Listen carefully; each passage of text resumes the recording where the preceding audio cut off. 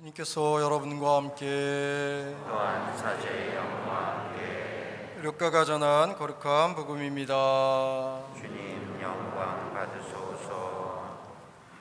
그 무렵 마리아는 길을 떠나 서둘러 유다 산악 지방에 있는 한 고을에 갔다. 그리고 지카리아의 집에 들어가 엘리사벳에게 인사하였다. 엘리사벳이 마리아의 인사말을 들을 때 그의 태 안에서 아기가 뛰놀았다.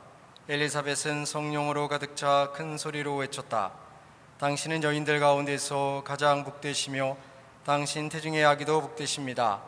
내 주님의 어머니께서 저에게 오시다니 어찌된 일입니까? 보십시오. 당신의 인사말 소리가 제 귀에 들리자 저의 태 안에서 아기가 즐거워 뛰놀았습니다. 행복하십니다. 주님께서 하신 말씀이 이루어지리라고 믿으신 분. 그러자 마리아가 말하였다. 내 영혼이 주님을 찬송하고 내 마음이 나의 구원자 하느님 안에서 기뻐 뛰니 주님께서 당신 중에 비천함을 굽어보셨기 때문입니다. 이제부터 과연 모든 세대가 나를 행복하다 하리니 전능하신 분께서 나에게 큰일을 하셨기 때문입니다. 그분의 이름은 거룩하고 그분의 자비는 대대로 당신을 경외하는 이들에게 미칩니다.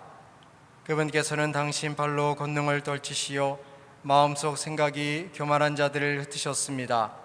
통치자들을 왕자에서 끌어내리시고 비천한 이들을 드러높이셨으며 굶주린 이들을 좋은 곳으로 배불리시고 부유한 자들을 빈손으로 내치셨습니다.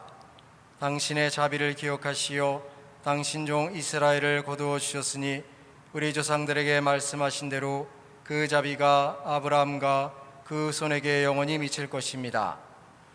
마리아는 석 달가량 엘리사벳과 함께 지내다가 자기 집으로 돌아갔다. 주님의 말씀입니다. 그리스도님 찬미합니다. 참 예수님, 어떻게 오늘 성당에 미사 참례로 오실 때 마음이 어떠셨어요? 어제도 왔는데 오늘도 또 와야 되나? 저도 어제도 주일날 3대나 미사했는데 오늘은 놀러 가야 되는데 라는 마음이. 근데 우리 신자들은 저 같은 마음은 아니죠. 그래도 신심이 깊으셔가지고 어떻게 어딜 감히 성모님이 승천하신 날 미사를 참례해야지 뭐 이런 얼굴 표정이에요. 그래서 다행이십니다.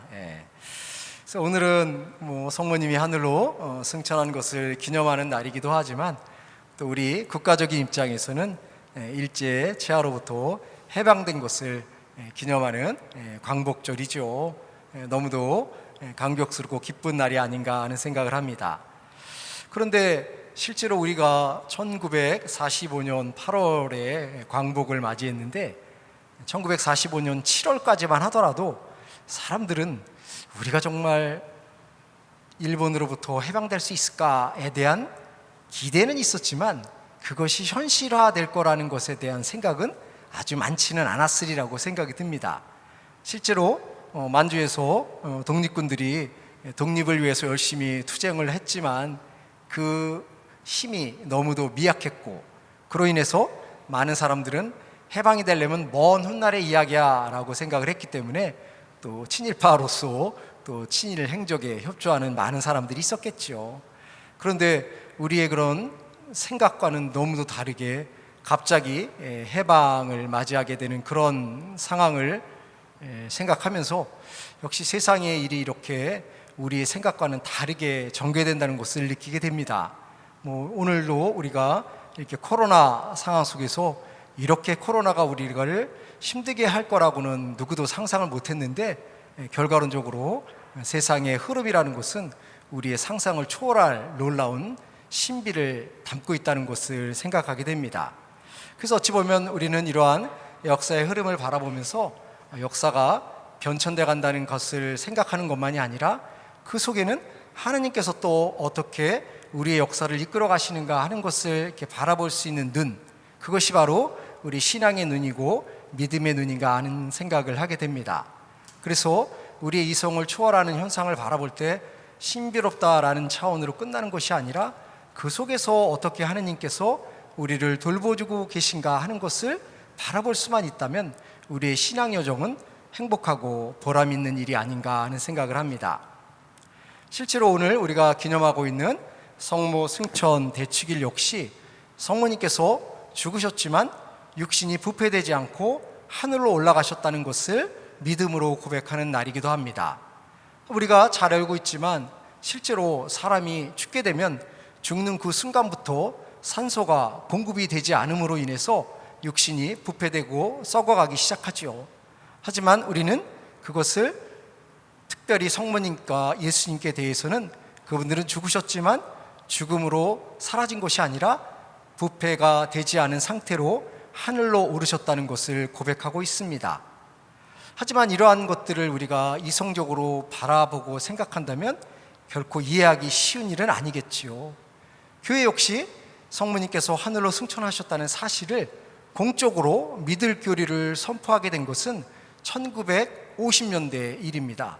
그러니까 2000년 전부터 성모님께서는 육신의 부패 없이 하늘로 승천하셨다는 것을 끊임없이 이야기해왔지만 실제로 이것을 믿을 교리로 선포하게 된 것은 70년밖에 안 되는 것을 생각해 볼 때 교회 역시 정말로 성모님이 하늘로 승천하셨을까에 대해서 의구심을 갖고 그것을 이성적으로 판단하려고 노력했지만 결국 믿음으로써 그것을 믿을 수밖에 없다는 사실을 고백하고 그로 인해서 믿을 교리로 선포를 하게 되었습니다.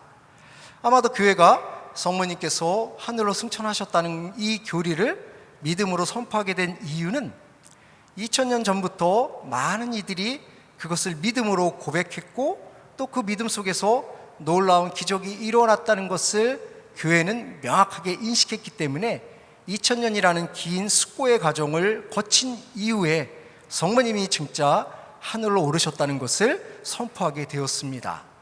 이처럼 우리의 신앙이라는 것은 우리의 이성을 때로는 초월하고 우리의 이성이 생각하지 못하는 놀라운 일들을 만들어내는 것이죠.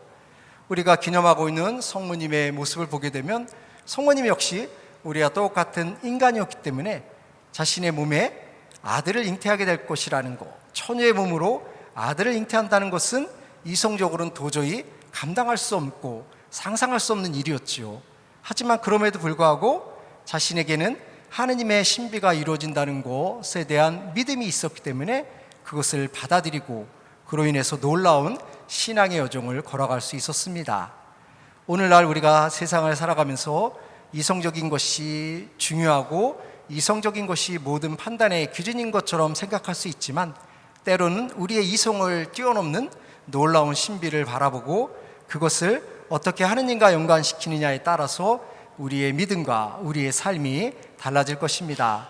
그래서 우리가 성모님이 하늘로 오르셨다는 것을 기념하는 이유는 하느님의 신비만을 기념하는 것이 아니라 우리들도 성모님과 같은 믿음을 갖고 살아간다면 하늘로 올라갈 수 있다는 것에 대한 희망을 주는 날이기 때문에 오늘의 이 거룩한 미사는 우리들에게 큰 기쁨과 위안과 희망을 제공할 것입니다. 그래서 오늘 하루 보내면서 우리도 성모님과 같은 굳은 믿음은 없지만 성모님과 같은 믿음을 갖기 위해서 노력하며 그 신비를 통해서 주님께 다가가는 하루 되었으면 좋겠습니다.